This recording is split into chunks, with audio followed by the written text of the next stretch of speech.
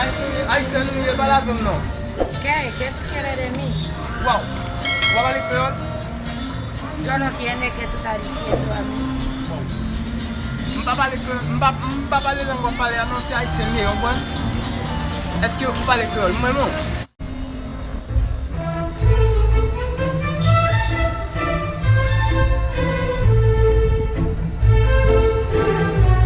Conmigo porque yo no entiendo qué tú estás diciendo a mí. Mpa tende so di ase kreol, mpa le pale kreol a kreol. Mpa se kon son Haitian quand même. Ay Dios, yo no soy haitiana.